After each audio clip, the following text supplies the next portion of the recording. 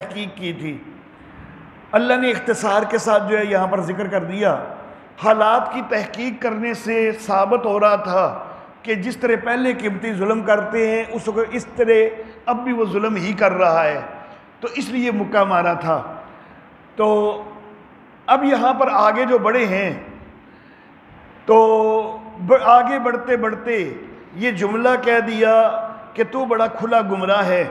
اصل میں معاملہ یہ کہ آگے تحقیق کے لیے بڑھ رہے ہیں، تحقیق کے لیے آگے بڑھ رہے ہیں، اور لیکن ساتھ اس اپنی جماعت کے بندے کو ایک تنبیہ کی ہے کہ ٹھیک ہے کل تمہیں جو معاملہ پیش آیا تو تم مظلوم تھے، میں نے تمہاری مدد کی، لیکن میری جماعت کے اور بھی تو بندے ہیں نا، اوروں کی لڑائی اس طرح کوئی نہیں ہوتی، تیری کل بھی لڑائی ہو رہی تھی، آج بھی لڑائی ہو رہی ہے، تو کوئی نہ کوئی خطرتی تو تیرے اندر بھی ہے نا، کچھ نہ کچھ تو خرابی تو بھی کرتا ہوگا نا، تو اس لیے تیرے ساتھ ہی سب کا جو ہے نا وہ جھگڑا ہوتا ہے۔ تو یہ ساتھ کہتے ہوئے آگے بڑھے۔ فَلَمَّا أَنْ أَرَادَا أَنْ يَبْتِشَ بِالَّذِي هُوَ عَدُوٌّ لَهُمَا، جس وقت ارادہ کیا کہ پکڑیں اس کو کہ جو دونوں کا دشمن ہے، تو یہ ارادہ کرنے کے لیے آگے بڑھے، ارادہ کرتے ہوئے آگے بڑھے۔ تو وہ بندہ جو ان کی اپنی جماعت کا تھا، جس کو لوگوں نے کہا کہ وہ شیعہ تھا، تو اس کو خیال ہوا کہ یہ آگے بڑھ رہے ہیں اور مجھے کہہ رہے ہیں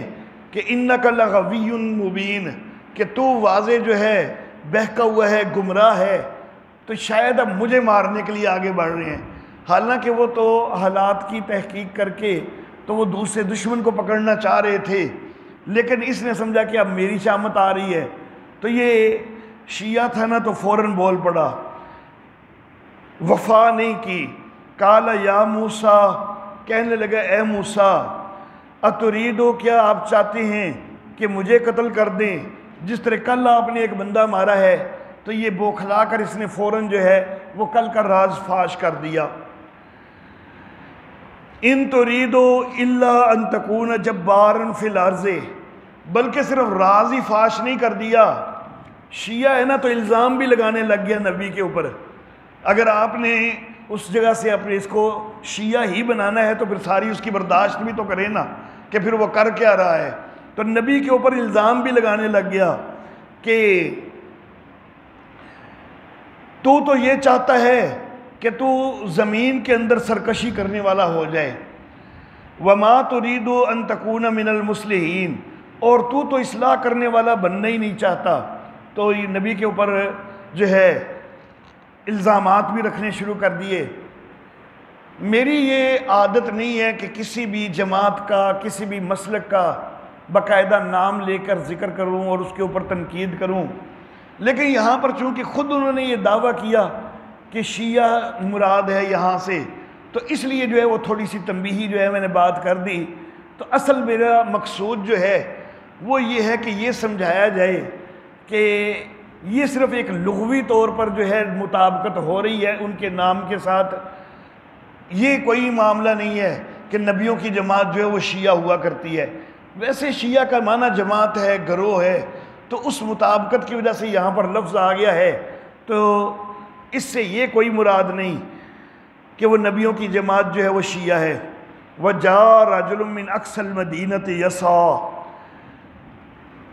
اور ایک آدمی آیا شہر کے کنارے سے دوڑتا ہوا، کہنے لگا اے موسیٰ، سردار جو ہیں وہ مشورے کر رہے ہیں آپ کے متعلق کہ آپ کو قتل کر دیں، تو آپ کو چاہیے کہ آپ نکل جائیں، میں آپ کے لیے خیر خواہ ہوں۔ جس وقت یہ راز کھل گیا نا، تو وہ جس قبطی کے ساتھ لڑائی جاری تھی، اس قبطی کو بھی پتہ چل گیا کہ کل جو بندہ مرا تھا تو وہ حضرت موسیٰ علیہ السلام کے ہاتھ سے مرا تھا۔ تو وہ قبطی جو ہے نا وہ تیزی سے کھسک گیا یہاں سے، اس نے جا کے دوسروں کو بھی اطلاع دی کہ بھائی وہ کل والا بندہ جو ہے جو قتل ہوا تھا تو اس کا قاتل کا مجھے پتہ چل گیا ہے، تو وہ موسیٰ علیہ السلام ہیں۔ اب وہ آپس میں مشورے کرنے لگ گئے۔ تو یہ ایک خیر خواہ تھا، ایمان والا تھا، اس نے جلدی سے آ کے حضرت موسیٰ علیہ السلام کو اطلاع دی۔ فخرج منہا خائفا، حضرت موسیٰ علیہ السلام وہاں سے نکلے ڈرتے ہوئے، انتظار کر رہے تھے کہ کہیں کوئی آفت نہ آ جائے۔ قالا، کہنے لگے، رب نجنی من القوم الظالمین، اے میرے رب مجھے نجات دے ظالم قوم سے۔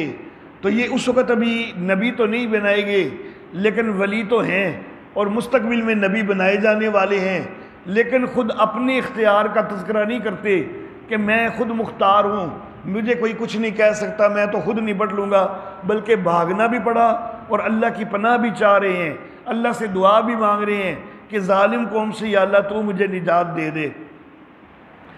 وَلَمَّا تَوَجَّهَ تِلْقَاءَ مَدْيَنَ، حال ثالث مصائب موسیٰ، حال ثالث مصائب موسیٰ۔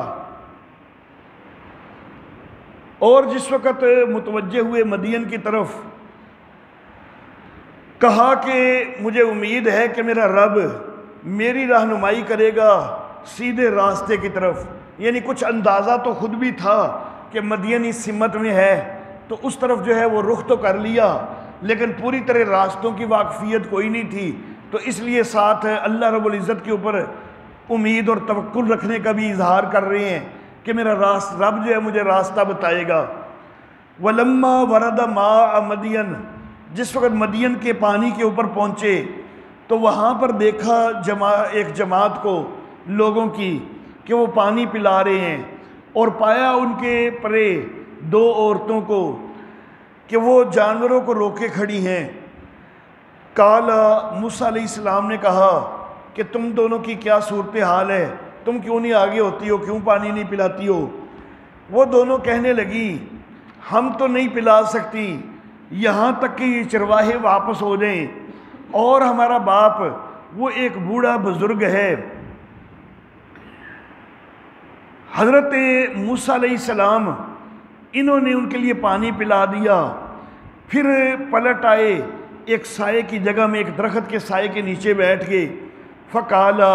اور یہاں پر دعا کرنے لگے،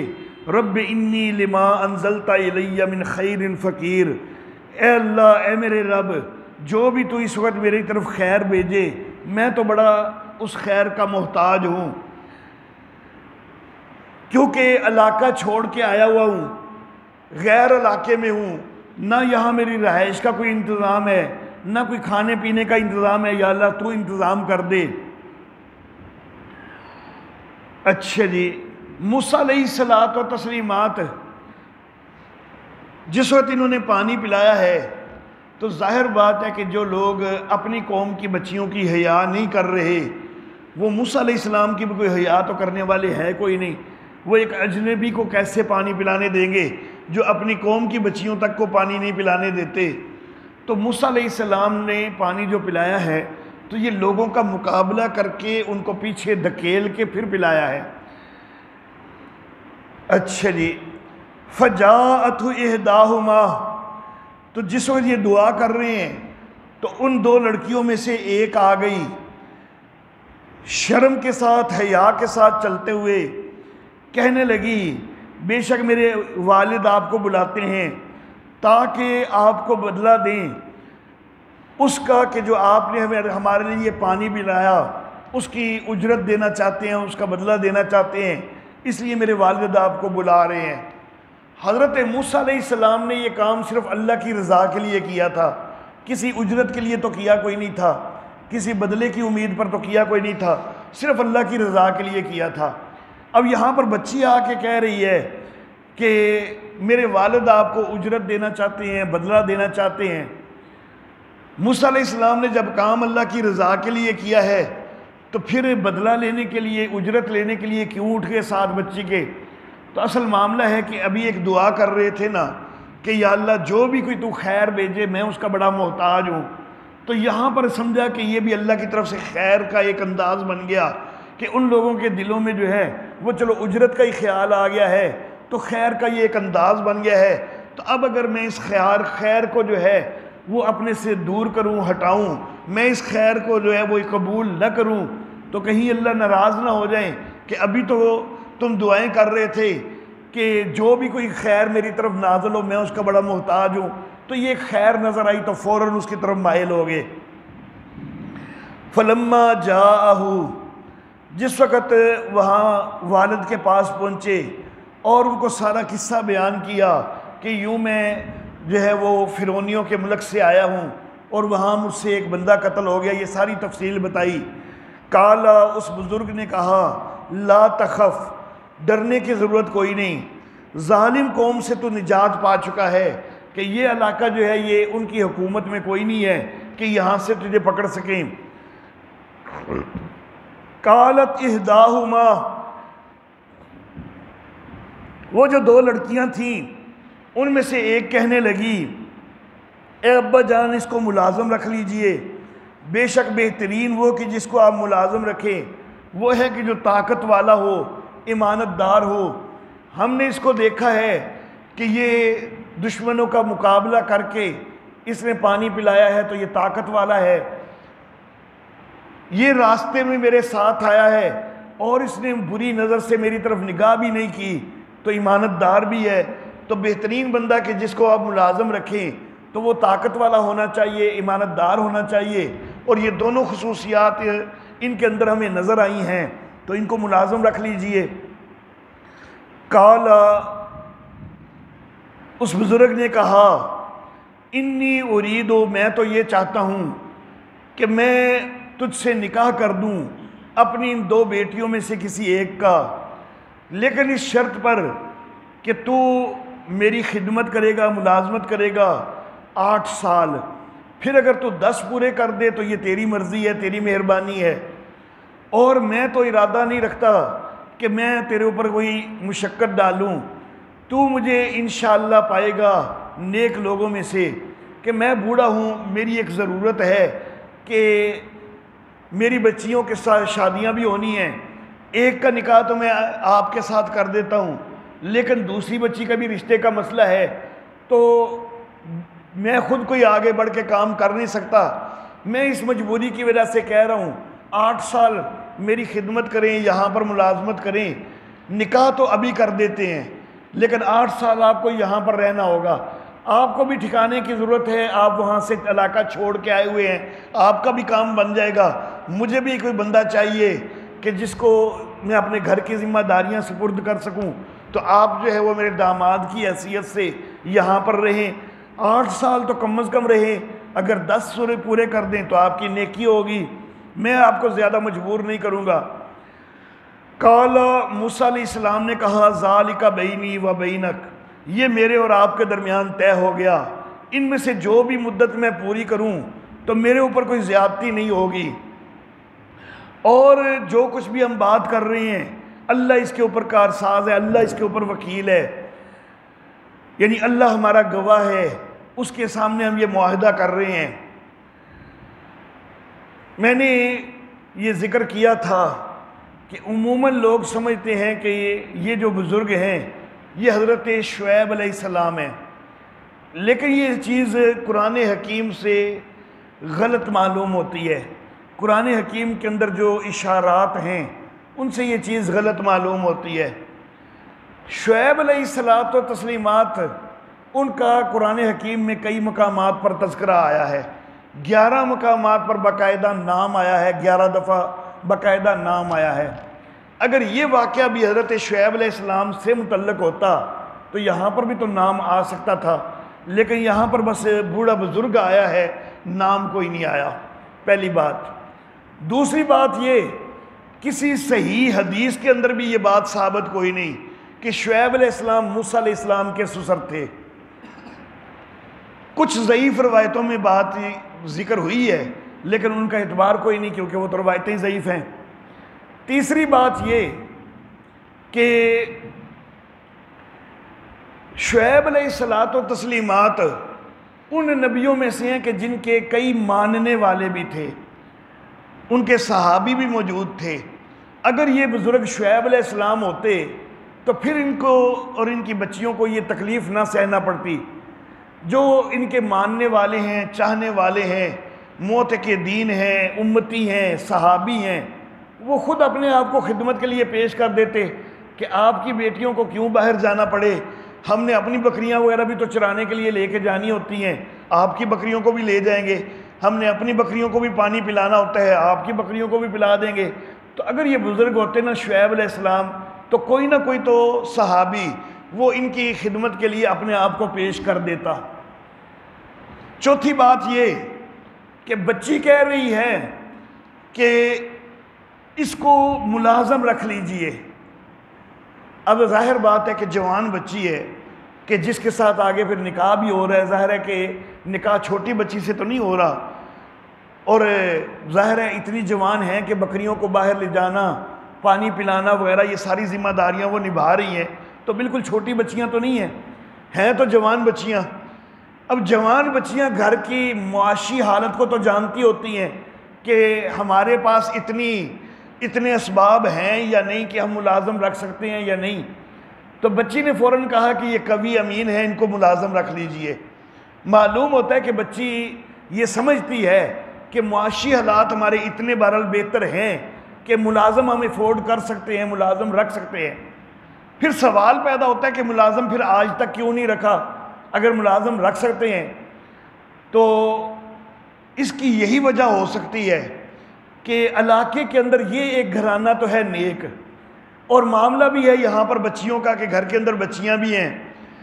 لیکن علاقے کے اندر باقی لوگ ہیں اتنے بدبخت قسم کے کہ یہ بندہ ان میں سے کسی کو ملازم رکھنا چاہتا ہی نہیں، اس لیے آج تک نہیں رکھا۔ یا پھر یہ کہ وہ لوگ اپنی بدبختی کی وجہ سے ایک نیک بندے کے گھر میں ملازم رہنا ہی نہیں چاہتے۔ تو اگر یہ معاملہ ہوتا شعیب علیہ السلام کا، تو شعیب علیہ السلام کے تو کئی صحابہ موجود تھے، ان میں سے کم از کم اگر چلو خود خدمت کے لیے کوئی نہیں بھی حاضر ہوا تھا تو ان میں سے کسی کو ملازم تو رکھا جا سکتا تھا۔ پانچویں بات، بچی نے تو صرف ملازم کی بات کی، والد جو ہے وہ نکاح کرنے کے لیے تیار ہو گیا۔ حالانکہ داماد بنانا کوئی معمولی معاملہ تو نہیں ہوتا، بڑی تحقیق کرنی پڑتی ہے۔ اب حضرت موسیٰ علیہ السلام کے لیے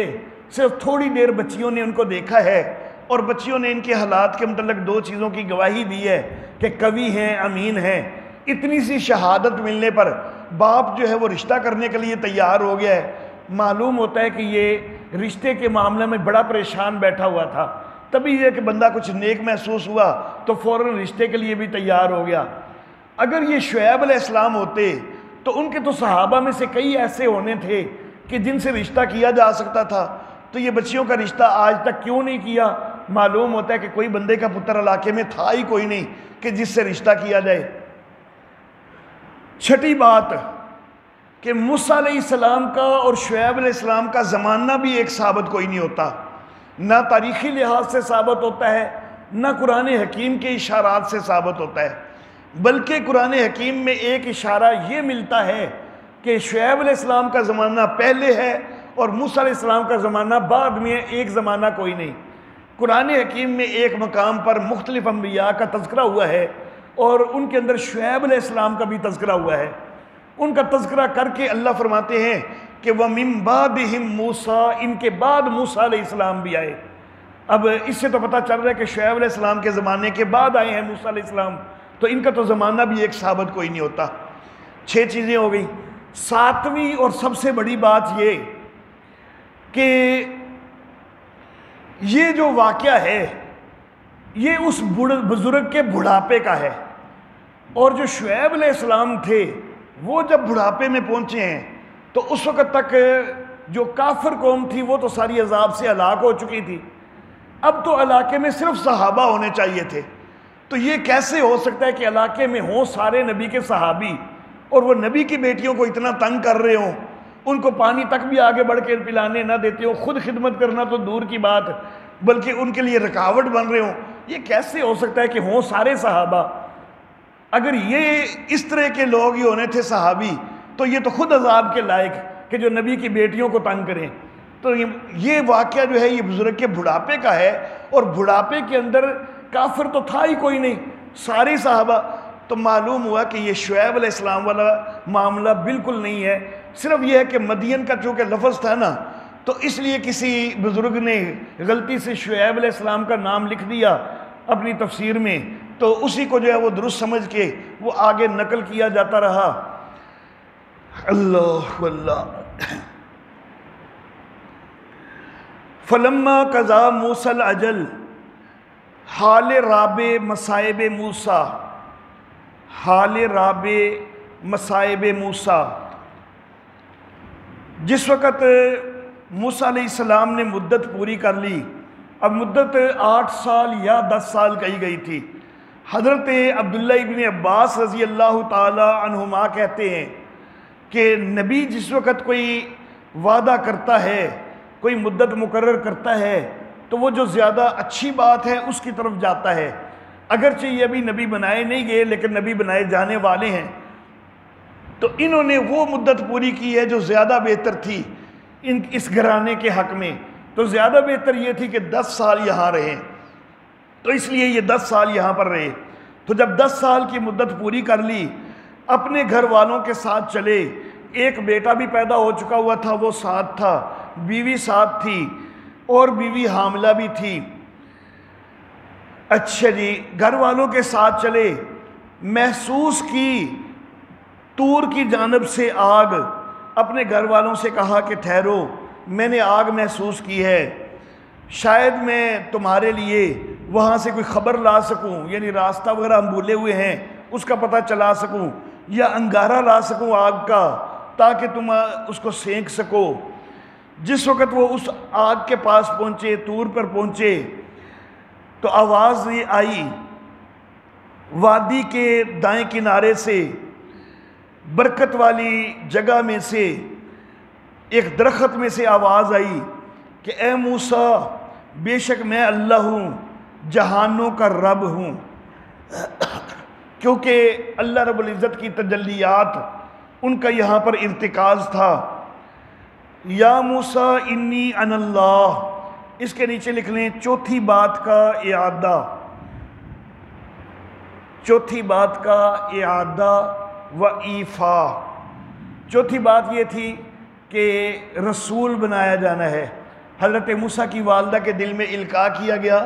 کہ ان کو رسالت ملے گی، اور یہاں پر وہ رسالت مل رہی ہے، تو یہ چوتھی بات کا اعادہ بھی ہو گیا، اور چونکہ وہ بات پوری ہو رہی ہے تو یہ ایفا بھی ہو گیا۔ وَأَنْ أَلْقِ عَصَاكَ، اور یہ کہ اپنی لاٹھی ڈال۔ جس وقت اس کو دیکھا تو گویا کہ وہ ایک چھوٹا سانپ ہے۔ اچھا جی، جس وقت اس کو حرکت کرتے دیکھا تو گویا کہ وہ ایک چھوٹا سانپ ہے، تو پیٹھ پھیر کے بھاگے اور پیچھے مڑ کے دیکھتے بھی نہیں تھے۔ یا موسیٰ، اللہ نے کہا اے موسیٰ آگے بڑھ اور ڈر نہیں، بے شک تو امن والوں میں سے ہے۔ اپنا ہاتھ داخل کر اپنے گریبان میں، نکلے گا سفید بغیر کسی بیماری کے، اور ملا اپنے ہاتھ کو اپنے بازو کو ڈر کے ساتھ، یعنی جس وقت کوئی ڈر، ہیبت وغیرہ تجھے پریشان کرے تو اپنے دل کے اوپر ہاتھ رکھنا، اس سے تقویت ملے گی۔ پس یہ 2 نشان ہیں، 2 دلیلیں ہیں تیرے رب کی طرف سے فرعونیوں اور ان کے سرداروں کی طرف، بے شک وہ نافرمان لوگ ہیں۔ موسیٰ علیہ السلام کہنے لگے اے میرے رب، میں نے ان میں سے ایک بندہ قتل کیا ہوا ہے، مجھے یہ ڈر ہے کہ وہ مجھے قتل کر دیں گے، اور میرا بھائی ہارون وہ مجھ سے زبان میں زیادہ فصیح ہے، اس کو بھی میرے ساتھ بھیج دے۔ یہاں پر ارسل ہو کے ساتھ معیہ آ گیا، وہ پیچھے صرف ارسل الی ہارون تھا، وہاں پر ایک اشکال لگ رہا تھا کہ شاید خود معذرت کرنا چاہ رہے ہیں اس ذمہ داری سے، لیکن ایسا نہیں ہے، بلکہ اپنے ساتھ جو ہے وہ ان کو بھی شریک بنانا چاہتے ہیں، اپنے ہاتھ بٹانے والا، تعاون کرنے والا بنانا چاہتے ہیں۔ فَأَرْسِلْهُ مَعِيَّ، ان کو بھی میرے ساتھ بھیج دے تعاون کرنے کے لیے کہ وہ میری تصدیق کریں، بے شک میں ڈرتا ہوں کہ لوگ میری تکذیب کریں گے۔ فرمایا ہم مضبوط کریں گے تیرے بازو کو تیرے بھائی کے ذریعے، اور ہم تم دونوں کو غلبہ بھی دیں گے، پس وہ تم تک پہنچ نہیں سکیں گے، کافر جو ہے وہ تمہارے مقابلے میں کوئی غلبہ نہیں حاصل کریں گے۔ ہم جو بھیج رہے ہیں تو اپنے نشانات کے ساتھ بھیج رہے ہیں۔ انتما ومن اتبعکما، تم بھی اور جو تمہارے تابع ہوں گے، تو تم سب غالب ہو جاؤ گے۔ فلما جاءہم موسیٰ، تیسری چیز کا اعادہ و ایفا، تیسری چیز کا اعادہ و ایفا بانداز دیگر، ایک اور انداز میں۔ پہلے یہ تھا کہ موسیٰ علیہ السلام ان کے متعلق ماں کے دل میں یہ بات ڈالی گئی کہ ہم اس کو واپس تیری طرف لے آئیں گے، تو وہ تھوڑا سا اپنے گھر سے دور ہوئے تھے، تو پھر کچھ دیر بعد ماں کو مل گئے۔ اب یہاں وطن سے دور ہوئے ہیں اور پھر دوبارہ جو ہے وہ اپنے علاقے میں آ گئے ہیں، تو یہ دوبارہ جو ہے وہ ایفا ہوا، ایک اور انداز میں دوبارہ جو ہے وہ واپسی ہوئی ہے۔ فلما جاءہم موسیٰ بآیاتنا بینات، جب موسیٰ علیہ السلام ان کے پاس آئے ہمارے کھلے نشان لے کر، تو وہ کہنے لگے کہ یہ نہیں ہے مگر ایک جادو جوڑا گیا، اور ہم نے یہ نہیں سنی یہ بات اپنے پہلے آباء میں کہ اس طرح کے جو ہے وہ انہوں نے دعوے کیوں۔ وقال موسیٰ، چھٹی چیز، اور موسیٰ علیہ السلام نے کہا میرا رب خوب جانتا ہے کہ جو ہدایت لے کے آیا ہے اس کی طرف سے، اور ان کو بھی رب خوب جانتا ہے کہ جن کے لیے پچھلا گھر ہے کہ جو کامیاب ہونے والے ہیں آخرت میں۔ انہ لا یفلح الظالمون، بے شک ظالم جو ہے وہ کامیاب نہیں ہوتے۔ وقال فرعون، اور فرعون کہنے لگا اے دربار والو، اے سردارو، ما علمت لکم من الہ غیری، میں تو نہیں جانتا اپنے سوا تمہارے لیے کوئی اور معبود، میں تو یہی سمجھتا ہوں کہ میں معبود ہوں۔ یہ موسیٰ اب ایک نئے معبود کی باتیں کرنے لگ گئے ہیں۔ فَأَوْقِدْ لِي يَا حَامَانُ عَلَى الطِّينِ، اے حامان آگ دے مٹی کو، یعنی مٹی کا جو ہے وہ آگ کے ساتھ مٹی کو پکا کے اینٹیں وغیرہ بنا، پھر میرے لیے ایک محل بنا، شاید کہ میں جھانک کے دیکھوں موسیٰ کے معبود کو، کیونکہ موسیٰ علیہ السلام اللہ کا تذکرہ کرتے ہیں، اور اللہ رب العزت کا جس وقت تذکرہ ہو، اگرچہ اللہ ہر جگہ موجود ہیں لیکن عموماً ایک نسبت جو ہے وہ آسمانوں کی طرف ہوا کرتی ہے کہ وہ آسمانی معبود ہیں، آسمانی خدا ہیں، تو یہ تمسخر کے طور پر کہنے لگا، اور یا پھر انتہائی بیوقوفی سے کہنے لگا۔ یا تو تمسخر اس نے کیا کہ میں جا کے دیکھنا چاہتا ہوں، یا پھر انتہائی بیوقوف تھا اور یہ سمجھ رہا تھا کہ شاید میں واقعی آسمانوں تک پہنچ سکتا ہوں، ایک اونچا محل تعمیر کر کے اور اوپر جا کے دیکھ سکتا ہوں۔ اچھا جی، وَإِنِّي لَأَظُنُّهُ مِنَ الْكَاذِبِينَ، میں تو اس کو جھوٹوں میں سے خیال کرتا ہوں، یعنی میرا تو خیال یہ ہے کہ میں اوپر جا کے جھانک کے دیکھوں گا تو اوپر تو کوئی رب ہوگا کوئی نہیں، تو موسیٰ علیہ السلام معاذ اللہ جھوٹے ہیں، تو پھر میری ہی نبوت کو جو ہے وہ تسلیم کرنا چاہیے، میری ربوبیت کو تسلیم کرنا چاہیے۔ وَاسْتَكْبَرَ هُوَ وَجُنُودُهُ، بہت بڑا بنا وہ خود بھی اور اس کے لشکر بھی زمین کے اندر، انہوں نے تکبر کیا، بڑے بنے ناحق، اور انہوں نے یہ خیال کیا کہ ہماری طرف وہ لوٹائے نہیں جائیں گے، ہم نے اس کو بھی پکڑا اور اس کے لشکروں کو بھی پکڑا، ہم نے ان کو دریا کے اندر پھینک دیا، پس دیکھ کیسا انجام ہوا ظالموں کا، اور ہم نے ان کے پیشواؤں کو وَجَعَلْنَاهُمْ أَئِمَّةً، اور ہم نے ان کو کیا پیشوا، يَدْعُونَ إِلَى النَّارِ، کہ جو آگ کی طرف دعوت دیتے ہیں، وَيَوْمَ الْقِيَامَةِ لَا يُنصَرُونَ، اور قیامت کے دن ان کی کوئی مدد نہیں ہوگی۔ وَأَتْبَعْنَاهُمْ فِي هَذِهِ الدُّنْيَا لَعْنَةً، ہم نے ان کے پیچھے اس دنیا میں بھی لعنت لگائی، وَيَوْمَ الْقِيَامَةِ هُمْ مِنَ الْمَقْبُوحِينَ، قیامت والے دن بھی وہ برے حال میں ہوں گے۔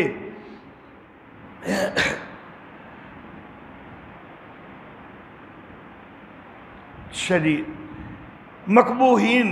کبھی شکلیں ہوں گی، برے حال میں ہوں گے کہ ان کے چہرے بگڑ رہے ہوں گے۔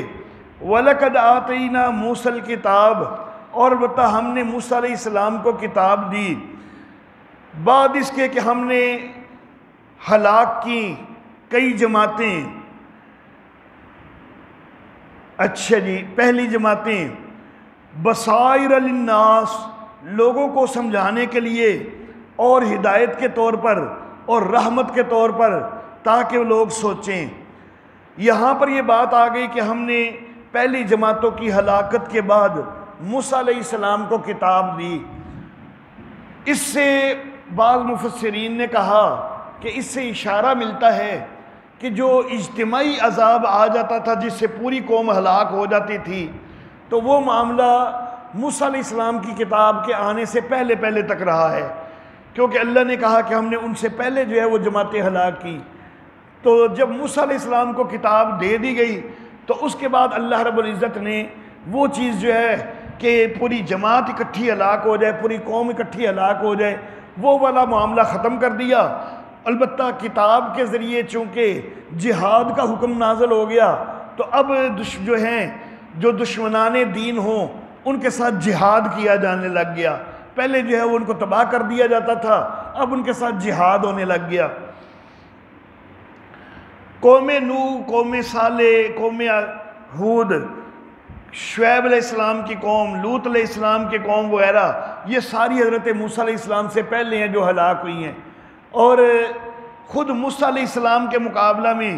قبطی جو ہیں وہ پہلے ہلاک ہو چکے، اور اس کے بعد جو ہے وہ کتاب ملی ہے جب وادی سینا کے اندر گئے ہیں موسیٰ علیہ السلام۔ تو اجتماعی ہلاکت حضرت موسیٰ علیہ السلام کے بعد آج تک کسی قوم کی نہیں آئی۔ اچھا جی،